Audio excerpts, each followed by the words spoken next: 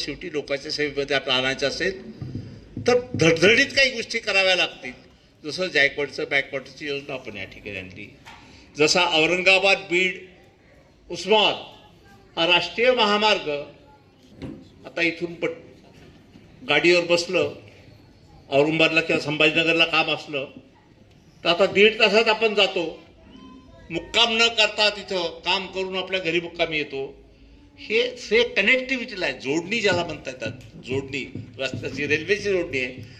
तशी ही national highway राष्ट्रीयच्या महामार्गाची जोडणी.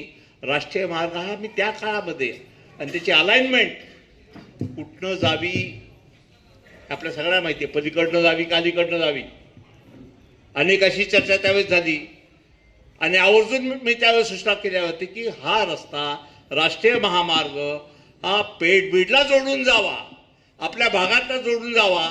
याच्या मागचा उद्देश हाच होता की आपल्या जमिनीला 4 पैसे अधिक मिळावेत, अधिक भाव मिळावा. आणि मला वाटतं भाव मिळालेल्या रकमा कुठं कुणी ठेवल्यात कुठं गेल्यात हे मी तपासणार नाही, विचारणार नाही तुम्हाला किती भाव मिळाला आणि कुठं रकमा ठेवल्यात त्या. परंतु मला वाटतं की निश्चितच कनेक्टिव्हिटी जोडणी आणि त्या माध्यमातून होणारे फायदे या परिसरातला या भागाला व्हायला पाहिजे होते. हा माझा प्रामाणिक प्रयत्न होता आणि ते काही अंशी करण्यास माझा दावा नाही. आणि दावा मला वाटतं कधी आपला राहू नये की विकासाच्या सगळ्या योजना पूर्ण झाल्यात.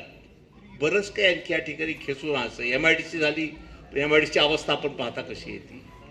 चांगले चालणारे उद्योग छोटी मोठी आपण सुरू केली, बँका सुरू केल्यात, छोटे मोठे उद्योग सुरू केले, पण त्याला भागणार नाही.